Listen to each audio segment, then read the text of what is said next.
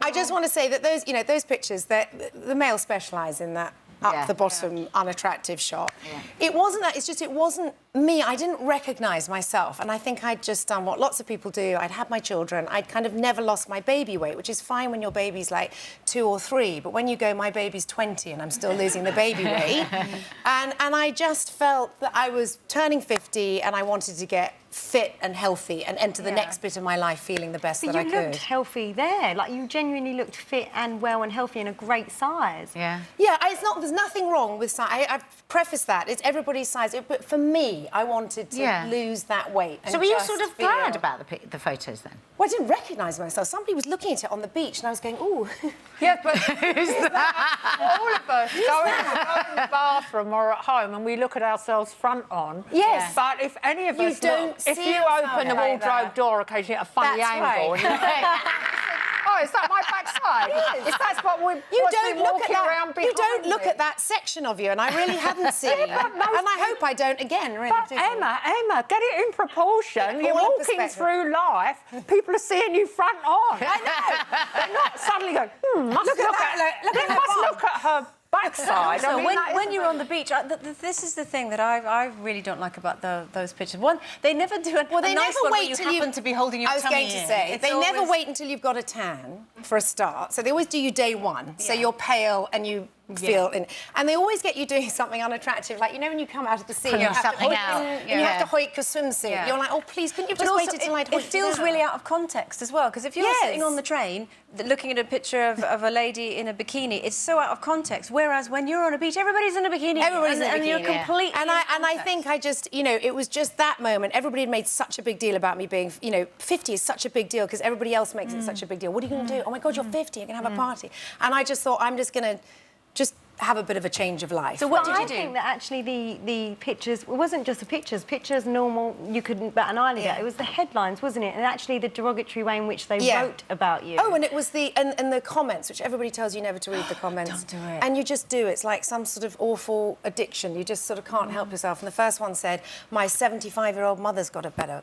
something like that. Isn't it? And I was a bit like... But, Emma, you don't know. That drivel could be written by, I know. A really spiteful man. It's not... I know, no, it's true. It could be true. written by anyone. And I've got one lovely lady that always writes something lovely, and I always know it's her, and I send her a text going, thanks, Lou. But isn't it interesting you can remember word for word the nasty ones? I know. Which we all... I know, and we all do. And I think at 50 as well, you're very vulnerable. You get to menopausal age and you're vulnerable. So everything kind of matters more. You feel so much more self-conscious. Yeah. I'm going to get makeup on your dad. Come on. Oh, no. Lovely. First time you've seen a blonde hair. First time you've seen a blonde We hair. talk all the time. Welcome. All right, fine. I haven't seen you for such a long time. But do you remember that day? Honestly, I cried for another 3 days. Everyone cried. That was a funny thing. And I was meant to be holding it together. I remember, and I was like, it's so fine. I can so handle this. And then you went, oh, Miss Emma. And do you remember I was just like... Imagine everyone in our ears, we all wear earpieces. Oh, this is my dream. The whole gallery was crying. Everybody was crying. This is my dream to be with you back. I love... And you look lovely however you... Whatever shape you're in, you always look lovely. She does.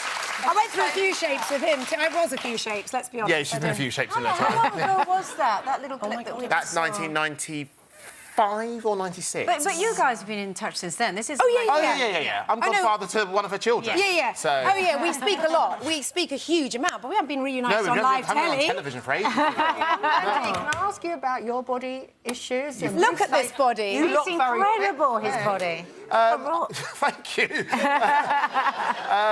Do you know what? I think, I'm not 50 yet, and I think it's very different for men. I think we just grow old and that's it, whereas I think it is a lot more pressure for ladies. It's a lot more pressure for ladies in television and in the media. I did a thing for an article for a Men's Health magazine, which is all about healthy lifestyle. I got into shape. I fell in love with exercising, and therefore I was like, well, do you know what? What I about really like me being it. your guru as well? Because let's be honest, you weren't the most healthy eater No, when back I in the met day, yeah, that's so true. All right, don't reveal everything.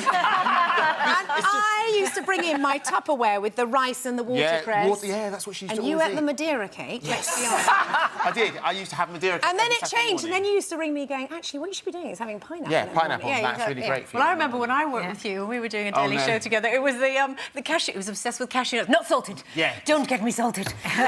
So you were obviously well on board with it then. Would the two of you ever like to work together again on telly? Can we see the two of you Yes. I would. united? Oh my gosh. I do it like Yeah, that. exactly. Look at that two-shot. I mean, come on. Look at that. I mean, that's what I mean. It still works. Takes you back, doesn't it? It Except still works. we were always the other way round. I was going to always say, on is it like yeah. Ant and really Dec? weird because of our Yeah. earpieces? We're Yeah, the we're other always way the other way around. around. And what about But- those lovely competitions that you do? You could go away. Yeah, you could come on. Travel I the mean, Good Morning world. Britain. You Well, could I come mean- and win a holiday home, a camper Listen, van. let's be honest, you and I have tried it many times. Exactly. It's not like we haven't said to people we'd like to work together. Listen, Good Morning Britain, if you're watching. Come on.